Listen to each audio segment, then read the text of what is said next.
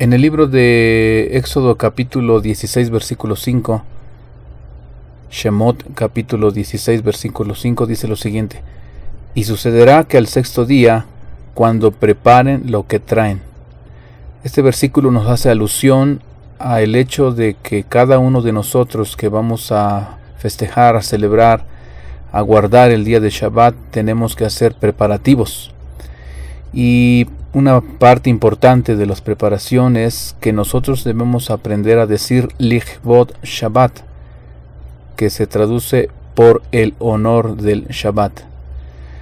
Cada vez que nosotros compremos algo para que vamos a usar en el día de Shabbat, ya sea alimentos, ropa, cualquier cosa que vayamos a usar a Shabbat, es muy bueno decir Lichvod Shabbat, y de esta forma activamos una bendición de parte del Señor porque hemos estado usando nuestro dinero para cumplir un mandamiento. Nosotros tenemos la fe que el Eterno proveerá, recompensará todo aquello que nosotros hagamos por cumplir sus mandamientos, en este caso por el Shabbat.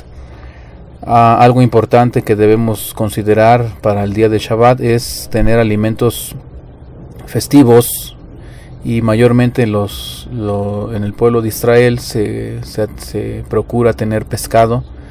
Muchos rabinos dicen que debemos comer, de alguna forma preparar la cabeza de un pescado, y esta es un alimento muy bueno para el día de Shabbat. Claro, podemos comer cualquier otra cosa siempre y cuando sea kasher.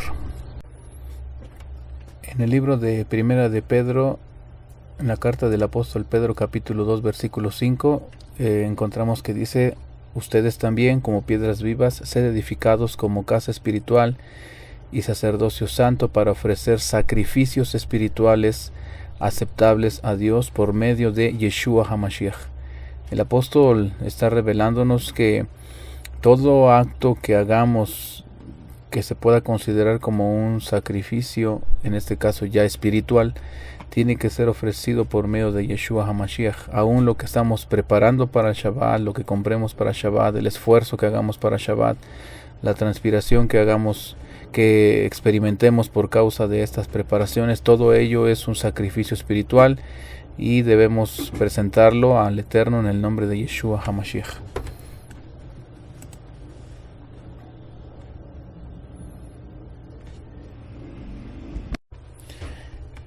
El tiempo de Minjá en la noche, en la tarde-noche de Shabbat, que es desde el mediodía del viernes hasta el atardecer, es un periodo peligroso para los desacuerdos entre cónyuges y las demás personas de nuestra casa o cualquier otro prójimo. Hay una palabra en hebreo para referirnos al lado de la oscuridad que se dice Sitrei Ahra, que se traduce como el otro lado. Estas fuerzas de la oscuridad, fuerzas negativas, hacen un enorme esfuerzo para crear discusiones y desacuerdos entre los esposos. Ponen demasiados estorbos para que de esta manera pues nosotros no entremos al Shabbat de la manera adecuada o con la paz adecuada. Hacen demasiados esfuerzos para que los esposos se peleen, estén en discusión, haya altercados entre el padre y los hijos, entre los hijos y los padres.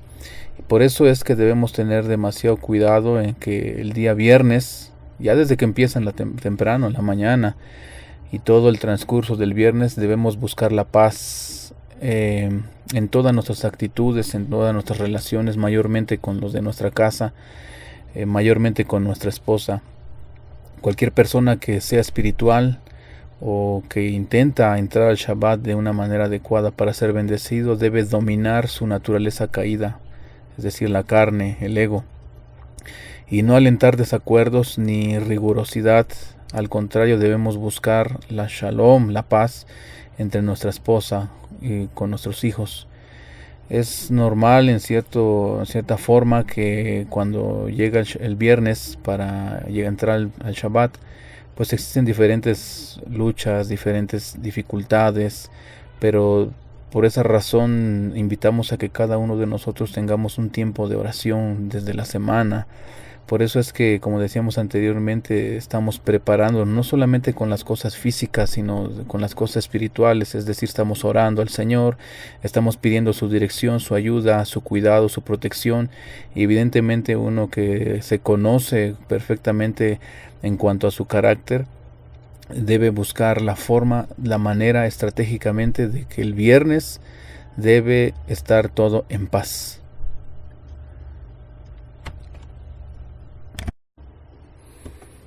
El Sitrei Ahra, el otro lado, es revelado por la palabra codificada Kar, cuyo significado es frío y representa una energía de frío infinito.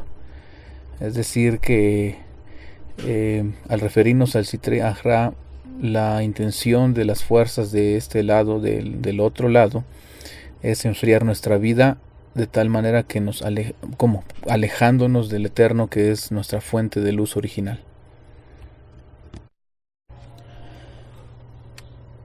Una de las cosas y de los trabajos espirituales más importantes también como preparativos para este día de Shabbat es es bajar a las aguas, es participar de la mikveh.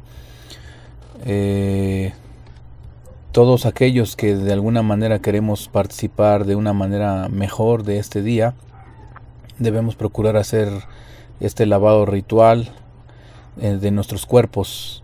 Las Escrituras nos invitan en el libro de Hebreos que también debemos presentarnos ante el Señor con nuestros cuerpos lavados.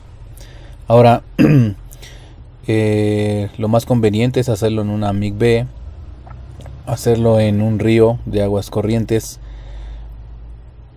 para que podamos ser limpiados, no solamente nuestro cuerpo, sino que nuestra propia alma pueda estar purificada de cualquier daño, de cualquier cosa que con la que hayamos sido afectados en la semana. Toda la santidad adicional del Shabbat se revela en la frente de la persona, justo después de la mikveh. Nosotros debemos sumergirnos en la mikveh y meditar y tener un deseo muy fuerte por eliminar todas las kelipot mundanas mientras estamos en la mikveh. Estas kelipot, que podemos decir que son impurezas que se adhieren a nuestra vida, son conocidas como las vestimentas cotidianas del nefesh. Recuerde que las Escrituras nos enseñan que el nefesh se encuentra en la sangre, y este nefesh es como el alma biológica de todos los seres humanos. Mientras más nos acercamos al Shabbat, más de sus fuerzas adicionales nos son reveladas. Debe recordar que la pureza conlleva la santidad de una persona. Dado que la pureza del cuerpo causa también la pureza del alma, la persona debe hacer un esfuerzo en purificar su cuerpo para que con esta acción se fortalezca con Torah y con temor reverencial, amor, felicidad y verdadero trabajo espiritual incondicional. Vale la pena que se haga el mayor esfuerzo posible y se gaste tanto dinero como sea necesario para lograr la pureza de nuestro cuerpo, porque a través de ello recibiremos asistencia adicional en este trabajo espiritual del que estamos participando. Por ello debemos sumergirnos en una mikveh con tanta frecuencia como sea posible, como una muestra o una motivación de arrepentimiento, y para purificar nuestros cuerpos de toda impureza, de toda impureza que pueda haberse adherido a nuestras vidas por causa de nuestras acciones negativas. Cuando alguien tenga pena en su corazón por causa de alguna transgresión, una de las invitaciones que se nos hace en el reino de los cielos es que debemos correr a sumergirnos en la mikveh y arrepentirnos inmediatamente. En el libro de primer libro de Samuel, capítulo 2, versículo 30, nos hace una referencia a lo siguiente. Dice: porque yo honraré a los que me honran. ¿Qué significa esto? Que cualquiera que tenga temor reverencial y admiración por el Creador debe procurar no mencionar los nombres sagrados mientras está impuro, pues como nos enseña este texto, es una manera de honrar a nuestro Padre Celestial. Pues si yo conozco que mi condición es de impureza, me abstengo de pronunciar los nombres sagrados, y debo tener conciencia que cuando yo los pronuncie es porque tengo una condición de pureza en mi cuerpo, en mi vida. Los grandes Sadikim, los justos en el pueblo de Israel, solían sumergirse en la Mikvé cada día antes de sus oraciones, no como una obligación, sino como una herramienta espiritual importante. Usted debe tener muy claramente esto en su mente, en su corazón. Debe tener siempre presente esta frase, herramienta espiritual. Pues ninguno de los mandamientos del Señor son una carga o tienen la intención de serlo. Más bien, como dijera el apóstol Pablo en 2 de Corintios capítulo 10 versículo 4, dice: las armas con que luchamos no son del mundo, sino que tienen el poder divino para derribar fortalezas.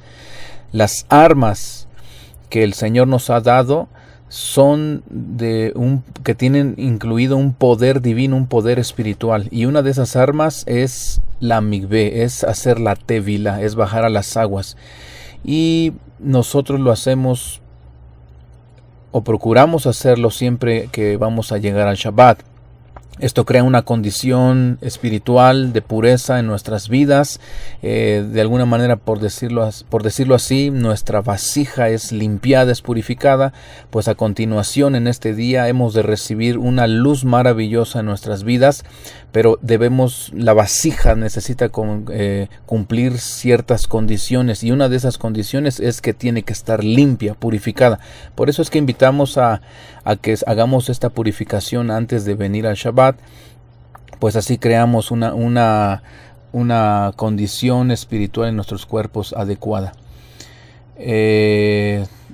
Varios rabinos, varios justos o sadikim en el pueblo de Israel dicen que esta es una de las actividades más importantes que cualquiera que se quiera acercar a Dios debe hacer. Antes de sumergirnos o de estar permitiendo que el agua toque nuestros cuerpos, debemos repetir la misma frase con la cual iniciamos este estudio, que es Lichbot Shabbat. Debemos repetirla antes de sumergirnos. Cuando estemos ya sumergidos en la Mikvé, debemos pedir asistencia a nuestro Padre, nuestro Creador, para purificar y limpiar nuestras vidas, nuestros pensamientos, nuestra voz, nuestro habla. Nuestro Padre Celestial usará este acto espiritual o esta herramienta espiritual para sanarnos y ratificará el pacto inquebrantable que Él tiene con nosotros, y su luz brillará sobre nuestra alma y alcanzaremos un nuevo nivel espiritual. Debemos estar meditando, mayormente esto es para los varones, debemos meditar en corregir toda la negatividad conectada con los órganos sexuales. Esto es muy importante, pues las fuerzas del otro lado, es decir, del Sitre Achra, siempre están buscando y haciendo esfuerzos muy grandes para que los varones cometan este tipo de pecados sexuales, los cuales son muy graves, los cuales traen consecuencias gravísimas para la vida del hombre, y no solo para él, sino para toda su familia. Entonces, por eso es que participamos también de la Mikvé, pues a través de ella pedimos al Eterno que Él sea el que limpie nuestras vidas de toda impureza que haya sido adherida a nuestros cuerpos por causa de las impurezas sexuales, por causa de los pecados sexuales. Es muy importante que meditemos en esto mientras estamos participando de la Mikvé. Hay una frase que debemos repetir después que hemos salido de esta Mikvé, y es la siguiente: Mikvé Israel Moshio Be'et Sarah, que en español podríamos traducirlo de la siguiente manera: la Mikvé auxilia, o podemos decir como salva a Israel en el día de angustia.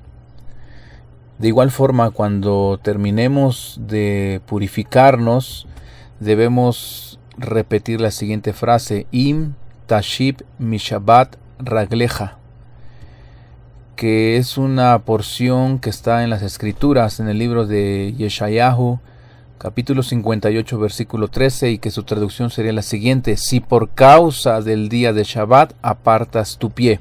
Recuerde que en Shabbat es uno de los días en los cuales sometemos nuestra voluntad debajo de la voluntad del Eterno.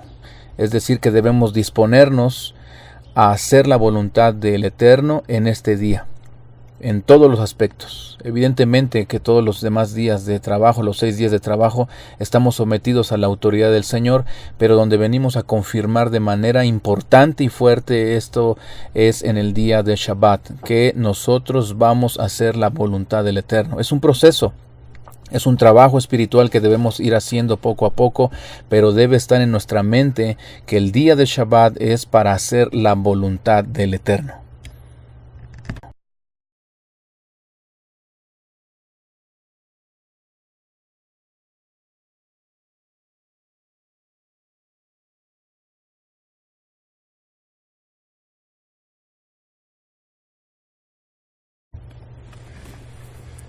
Encendemos las velas de Shabbat para traer luz espiritual a nuestra vida personal. Cada acción física en nuestro mundo inicia una reacción correspondiente en los mundos superiores. Al encender las candelas físicas de Shabbat con la conciencia y la intención de conectarse con la fuerza, la bendición de Shabbat en los mundos superiores, despertamos y traemos luz espiritual hacia nuestro mundo físico.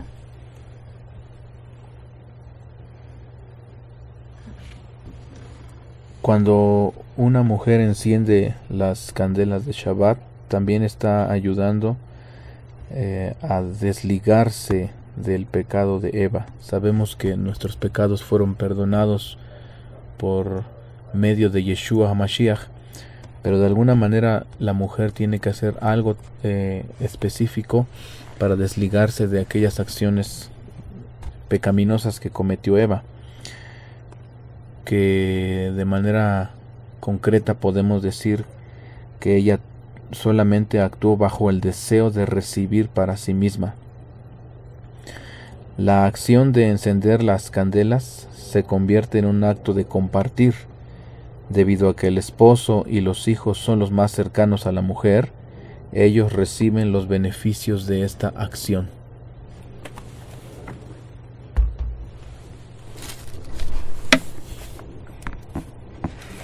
Debemos considerar algo muy importante, y que es lo siguiente: se debe dejar de lado el trabajo y encender las velas de Shabbat al menos media hora antes de la salida de las estrellas.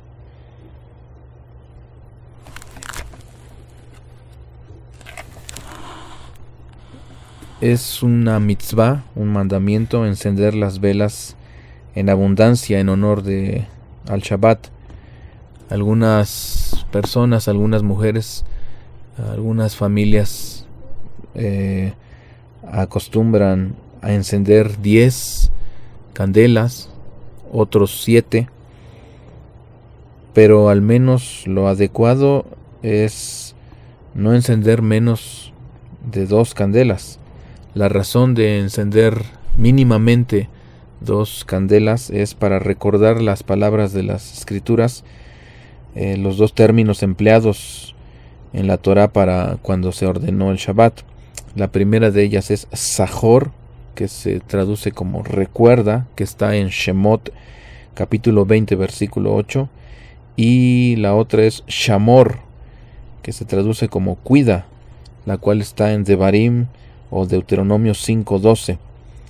Solo en caso de fuerza mayor se podría encender hasta 1, pero mínimamente deben encenderse 2 candelas, y de ahí pueden encenderse, como ya dijimos, 7 o hasta 10. Una invitación o recomendación que nosotros hacemos, y esto es como una forma didáctica, es que todas las mujeres, las jovencitas, las doncellas, todas aquellas que aún no se han casado, deben encender mínimamente una candela. Y esto es, como estamos diciendo, para una formación didáctica. Ellas van aprendiendo, las niñas, las jovencitas, cada 8 días deben encender mínimamente una candela, y esto es como parte de su formación, de su aprendizaje, para que cuando ellas entren al pacto matrimonial, pues ya tengan como antecedente la costumbre, ¿verdad?, de encender las candelas. Como ya dijimos, pues mínimamente en la casa deben encenderse 2, y esto es por parte de la mujer, de la mamá. Pero si tienen hijas en el hogar, mínimamente ellas deben encender una por cada hija. Y esto es algo muy bueno, pues como estamos diciendo, trae gran bendición, trae de alguna manera este acto físico hace una representación de que atraemos la luz del Espíritu Santo, la luz del Eterno hacia nuestras vidas, hacia nuestros hogares. Una cosa muy importante que debemos mencionar es que cuando la mujer enciende estas candelas, ella de alguna manera profética está trayendo la luz del Eterno a su casa, y ella misma es la encargada de poner esa luz en el lugar donde se requiere. ¿A qué nos referimos con esto? Bueno, hay a veces, en muchas ocasiones en nuestras familias hay ausencia de luz en las finanzas, hay ausencia de luz en nuestros cuerpos, hay ausencia de luz en la relación matrimonial, hay ausencia de luz en la vida de alguno de nuestros hijos. Cada uno de nosotros conoce la situación y la condición de nuestras familias. Entonces, el hecho de que la mujer encienda estas candelas, ella trae la luz, y ella misma es la responsable de colocar esa luz en el área en la que se requiera. Además de esto, debemos invitar muy puntualmente a que se enciendan las candelas en cada hogar. Yo sé que muchas veces encendemos candelas en la congregación, en la Keilah, en la sinagoga, pero es necesario, es urgente que cada mujer encienda sus candelas en su propia casa. Esto se puede hacer antes de ir a la congregación, pues como sé, muchos de nosotros nos congregamos los días viernes con toda la comunidad, pero es necesario que cada mujer haga este acto profético en su casa. Evidentemente tendrá que hacer los preparativos, pues quizás la reunión en la congregación es a cierta hora, pues prepare todas las cosas para que en su casa las pueda o las encienda usted momentos antes de salir de su hogar.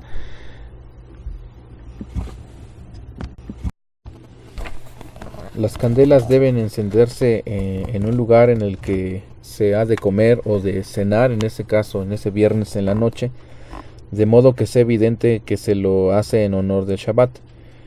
No debe encenderse en un lugar y luego trasladarse luego a otro. Sin embargo, en caso de apremio, como por ejemplo si la mujer está enferma y no puede ir hasta la mesa, las enciende estando en la cama, y luego se las coloca sobre la mesa en esta casa, pues la casa entera es considerada su lugar. Algo que hay que añadir, además del encendido de las candelas, y que también vale la pena decir en este momento, es que algo recomendable es que si la mujer la mujer debe tener preparada 3 monedas, y estas serán para Sedaká. Ellas son entregadas al Eterno, o de alguna forma pues son preparadas durante la semana, para que en este momento en el que antes de que se enciendan las candelas se pongan estas monedas como dispuestas para la Sedaká. Además de las monedas, también antes de que se enciendan las candelas, el jalá ya debe estar puesto en la mesa y no después de que se hayan encendido las candelas. Entonces son varias cosas que se preparan y las primeras de ellas son estas: poner la jalá, tener preparadas 3 monedas para sedacá, y posteriormente se encienden las candelas. Una de las cosas que también procuramos hacer en este día para recibir el Shabbat es la lectura de 6 salmos, es decir, del Salmo 95 al 99, juntamente con el Salmo 29. Los 6 salmos expresan el tema de la supremacía de Dios y simbolizan los 6 días laborales de la semana. Por cada uno de estos días entonamos un salmo que expresa reconocimiento a Dios como Rey y Soberano del universo. Algunos sabios también nos dicen que sirve para recordar los 6 toques del shofar que se hacían para señalar la llegada del Shabbat. Estos toquidos se hacían en la época del templo en Jerusalén todos los viernes a intervalos regulares. Ahora, una de las cosas dentro de estos salmos que tenemos que meditar es la lectura del Salmo 29, que es el último de este grupo de salmos que leemos. El Salmo 29, que es un salmo que contiene grandes declaraciones y grandes fuerzas. Dicho sea de paso, este salmo se le conoce como el Salmo de las voces, por su estructura y su forma. Este salmo es muy importante que lo leamos en este día, pero hay una condición para leerlo o antes de leerlo. El salmo debe ser leído con una actitud de alegría. No podemos leer el salmo si tenemos alguna tristeza, alguna congoja, alguna actitud, vamos a decirlo así, negativa. Inmediatamente de que cualquiera de nosotros lea este salmo, sea en este día o en cualquier otro día, inmediatamente debe cambiar su actitud. Debe cambiar su actitud por una actitud de gozo. Ahora, eso es algo que nosotros debemos invitarnos, debemos movernos hacia eso, pues es una decisión personal, es algo que nosotros decidimos, o estar en cierta actitud o estar alegres. Pero como las escrituras nos han enseñado, debemos estar siempre alegres. Entonces este salmo se lee con vigor, con gozo, con alegría, con fuerza y con mucho ímpetu, con una sonrisa, si es posible, en nuestros rostros. Claro, mientras leemos, pues tenemos que tener una actitud primeramente interna, una actitud en nuestro corazón, para que esta lectura, para que este salmo sea expresado de la manera correcta, pues en él contiene grandes declaraciones de alabanza para nuestro Dios, y no podemos alabar a nuestro Dios con una actitud triste. Posteriormente de la lectura de este Salmo 29, es muy recomendable, o de alguna manera se lleva a cabo la lectura del poema que se conoce como Aná Bejoach, o si se puede entonar, pues claro, también se puede entonar. Esta oración o este poema es atribuido al rabino Nehemías ben Akaná, quien fue un sabio del Talmud del siglo II. En esta oración se mencionan 7 designaciones para los nombres de Dios. La primera de ellas es Norá, que podemos traducirle como imponente. La siguiente es Gibor, omnipotente. Hasin, poderoso. Kadosh, santo. Yahid, único. Ge'e, sublime. Y Yodea Ta'alumot, que conoce todos los misterios. Se considera que estas 7 designaciones corresponden a las 7 voces del Señor mencionadas en el Salmo 29 que hemos leído anteriormente. Además de ello, esta plegaria consta de 42 palabras que corresponden a uno de los nombres compuestos de Dios, de Elohim. Una frase de 42 letras que en un tiempo fue utilizada en sustitución del tetragramatón. Eso lo encontramos que está dicho en el Talmud. Y es de gran fuerza, de gran bendición el poder entonar o leer el Aná Bejoach. Creo que vale la pena que cada uno de nosotros pueda hacerlo, no solamente el viernes por la tarde, sino que deberíamos de hacerlo, entonarlo, cantarlo diariamente. Posteriormente del Aná Bejoach se busca entonar el himno que lleva por nombre Lejá Dodi, que se traduce como Ven mi amado, refiriéndonos a Shabbat. Pues es necesario que tengamos la intención de recibir la esencia de este día. Nosotros venimos de 6 días de trabajo, y mientras hemos estado en estos 6 días de trabajo, en nuestras actividades seculares, vamos, venimos, las responsabilidades, todo eso hace que nuestra alma de alguna manera esté apegada a las cosas de este mundo. No es que sea nuestro deseo, pero por razón de que estamos trabajando en esas actividades, sentimos, vamos a decirlo de esta manera, cierto desapego a la comunidad, a la congregación. Y entonces cuando llegamos al recibimiento de Shabbat y entonamos este canto, este himno Lejá Dodi, nuestra alma se capacita para recibir el alma del Shabbat, la esencia de este día santo, y podemos empezar a experimentar un gozo genuino, verdadero, un gozo que es producido por la presencia del Eterno. Posteriormente a la lectura o la entonación del Lejá Dodi, una recomendación muy importante es que leamos el Salmo 92, que se conoce como el cántico para el día de Shabbat, juntamente con el Salmo 93. Estos dos salmos son primordiales para este día, y es necesario que nosotros podamos tener el deseo y la intención correcta para leerlos, pues estos salmos crean un ambiente apropiado para que podamos participar de las bendiciones del santo día de Shabbat. Preparan nuestra vasija, preparan nuestra alma, preparan nuestra mente, nuestras emociones. De alguna manera somos recalibrados nuevamente a la sintonía del Shabbat, a la frecuencia del Shabbat.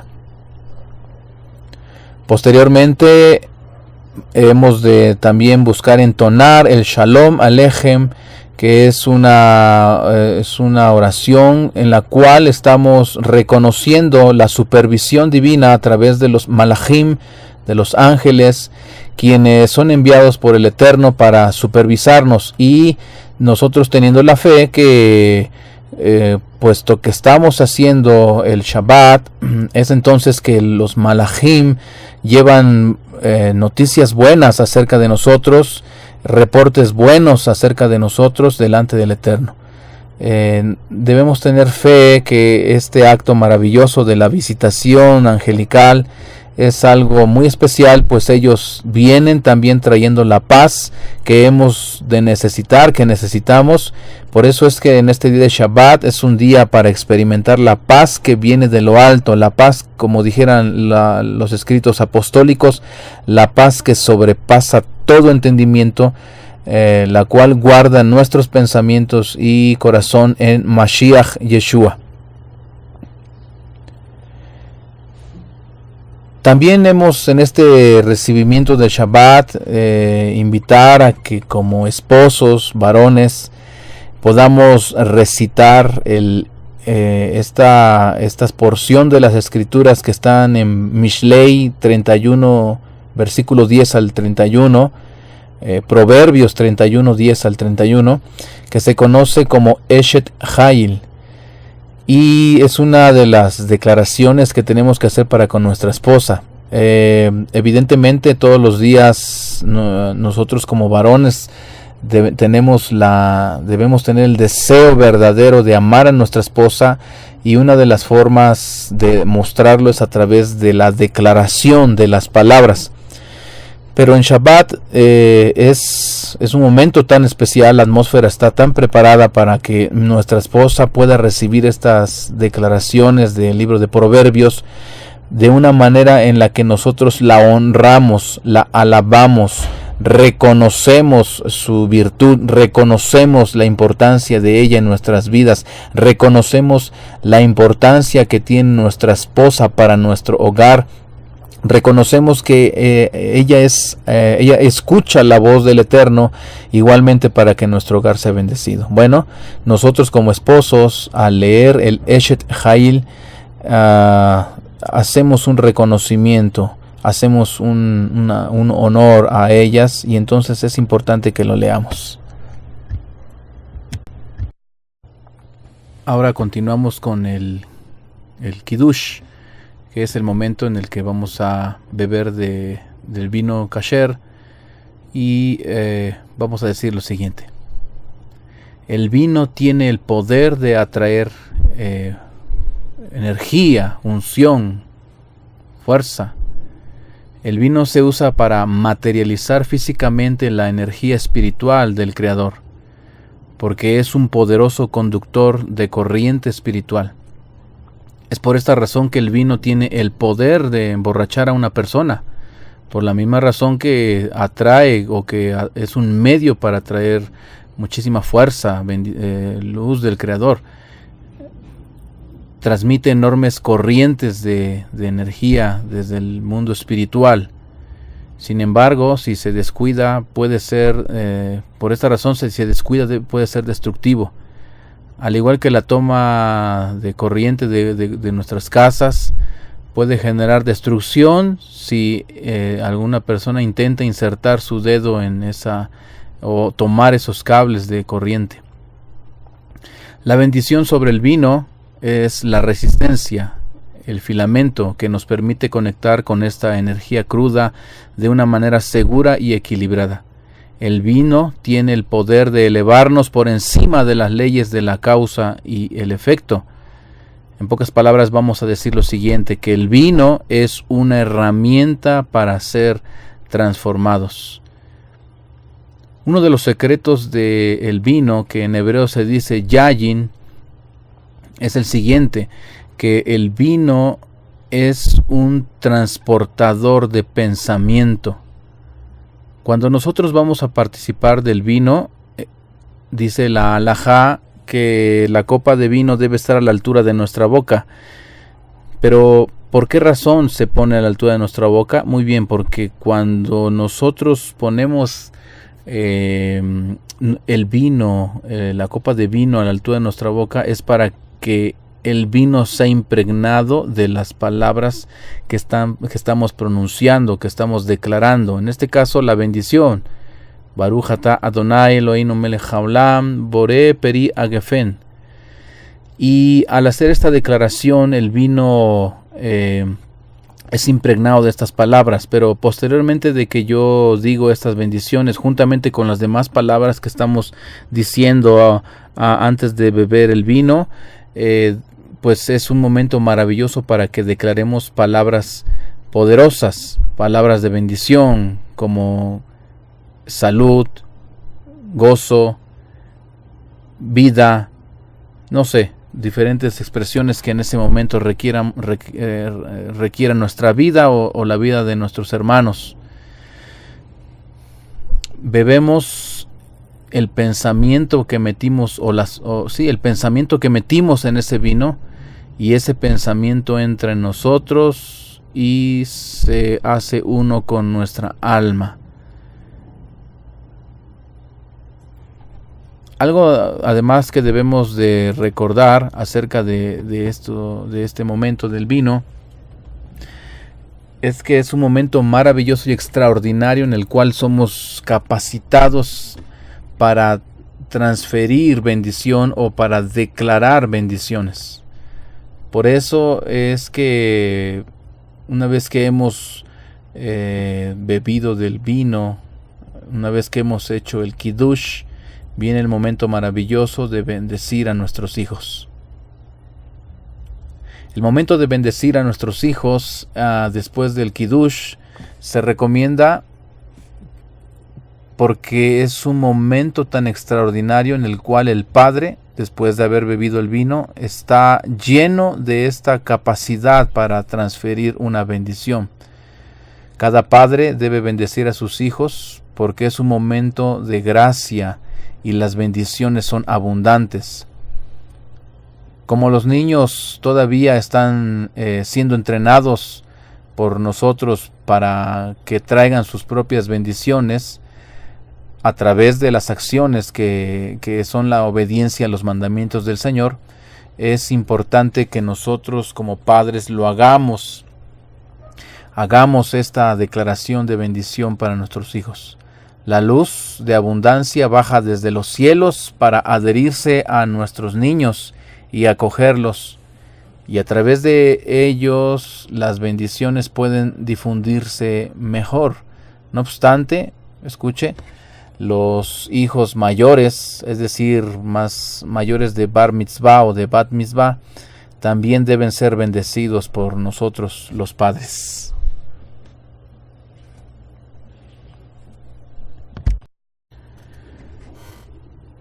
La forma de bendecir a nuestros hijos es declarando la Birkat Kohanim. Estas palabras que están enseñadas en la Torah es una declaración tan potente y tan poderosa, y que en este momento maravilloso de Kabbalah Shabbat es importante decir sobre nuestros hijos. Ponemos nuestras manos sobre ellos. Si tenemos un hijo mayor, y ponemos nuestra mano derecha sobre él, y sobre el más pequeño o el menor la mano izquierda. Ahora es importante que hagamos esta imposición de manos sobre nuestros hijos, pues recuerde que la imposición de manos es una forma de transferir, en este caso, bendiciones. Por esa razón lo hacemos así, ponemos nuestras manos sobre nuestros hijos.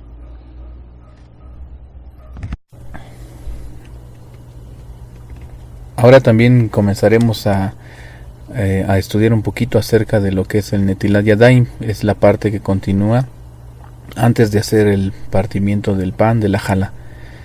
El Netilat Yadayim es este lavamiento ritual, el cual consiste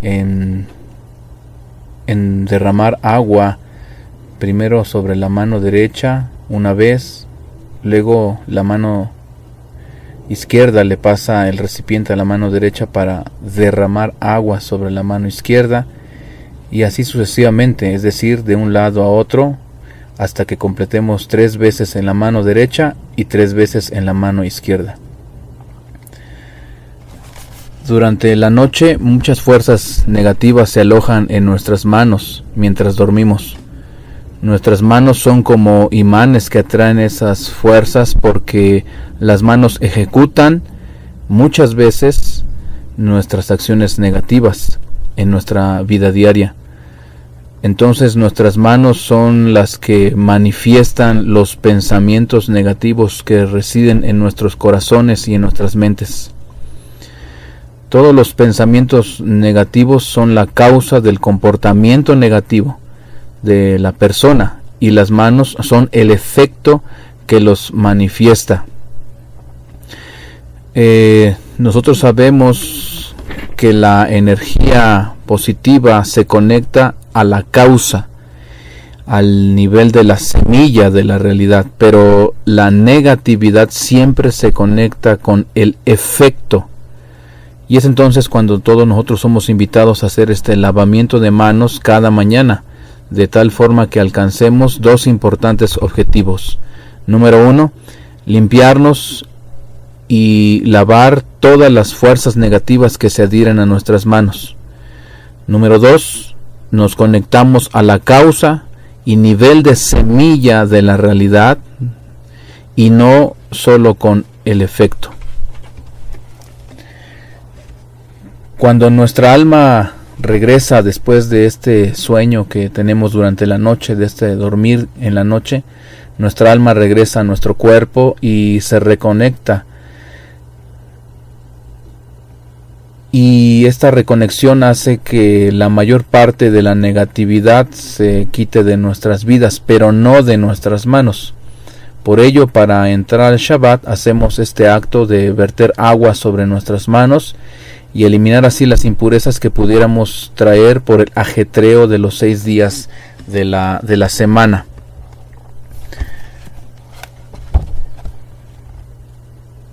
Recibimos otro beneficio importante cuando declaramos la bendición del Netilat Yadayim. Dentro de la palabra, dentro de las palabras de esta bendición encontramos una clave notable. Las últimas 3 palabras de la verajá, de la bendición, son al Netilat Yadayim.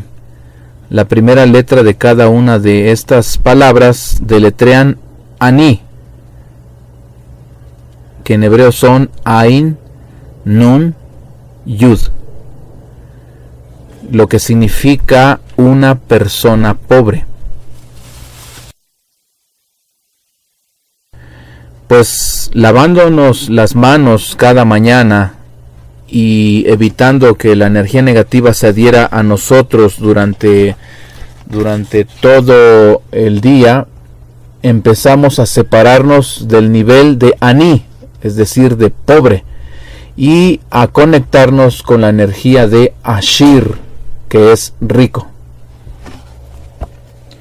Una cosa importante que debemos recordar, debemos decir, como nuestras manos al momento de cometer o de hacer alguna transgresión o de manifestar esos pensamientos negativos a través de ellas, es entonces que las manos representan juicio y negatividad. Por ello se lleva a cabo este acto ritual del lavamiento de las manos. Al hacer este lavamiento destruimos toda forma de negatividad de nuestra vida.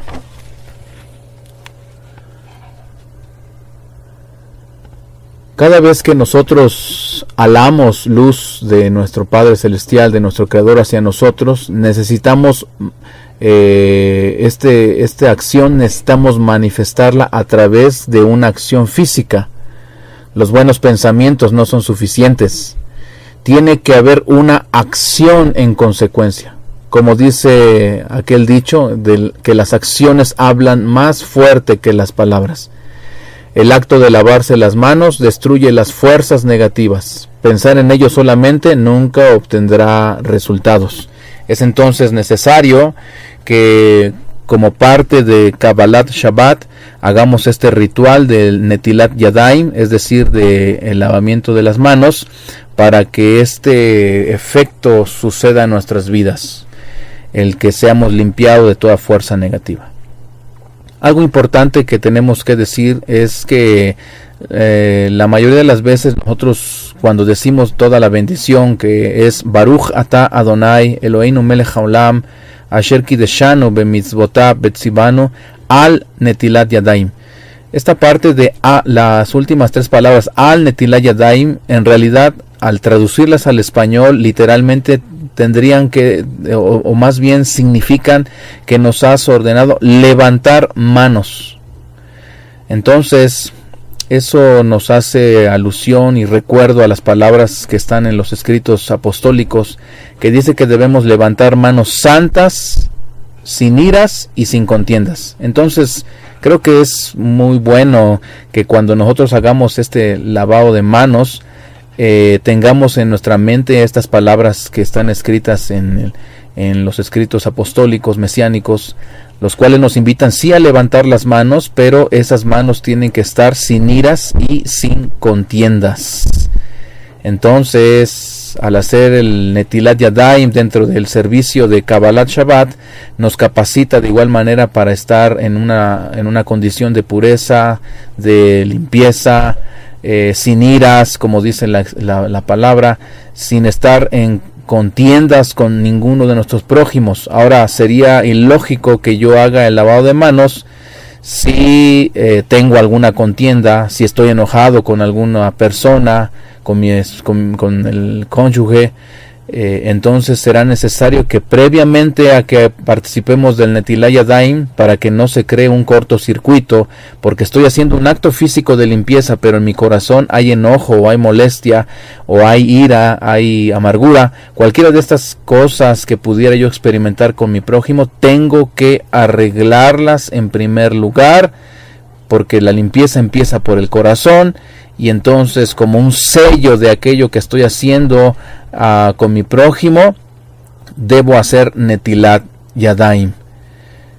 Una vez que nos hemos lavado las manos 3 veces la mano derecha, 3 veces la mano izquierda, algunos rabinos nos enseñan, nos recomiendan que antes de decir la bendición, las frotamos y posteriormente las levantamos a la altura de nuestra cabeza. Sabemos, y es de grande recomendación, el que nuestra mano derecha, una vez que ya las levantamos, nuestra mano derecha esté un poco más arriba que la mano izquierda. Esto es por razón de que la mano derecha representa la misericordia y la mano izquierda representa el juicio y severidad. Entonces, al levantar nosotros un poco más la mano derecha que nuestra mano izquierda, estamos de alguna manera simbolizando o pidiendo al Eterno que la misericordia sea mayor o prevalezca sobre el juicio y la severidad. Debe recordar que la palabra del Señor dice que el Eterno es lento para la ira, pero grande en misericordia. No es que la ira o el juicio se eliminan, simple y sencillamente es que la misericordia es más grande. Y siempre el Eterno manifiesta su misericordia a través de darnos tiempo. ¿Tiempo para qué? Tiempo para que nos arrepintamos de todo pecado. Entonces, el Netilat Yadayim es un sello maravilloso de el arrepentimiento que yo he hecho delante de mi Padre Celestial.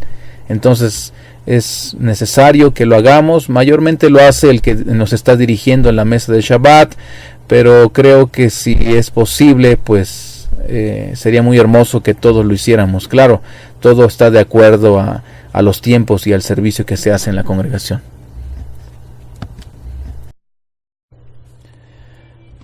Antes de Shabbat, las mujeres preparan un pan a base de huevo que se llama jalá. Esta acción ayuda a las mujeres a corregir también el pecado original de Eva, que fue probar el fruto del árbol del conocimiento. Se nos enseña y se nos dice que este árbol contenía trigo.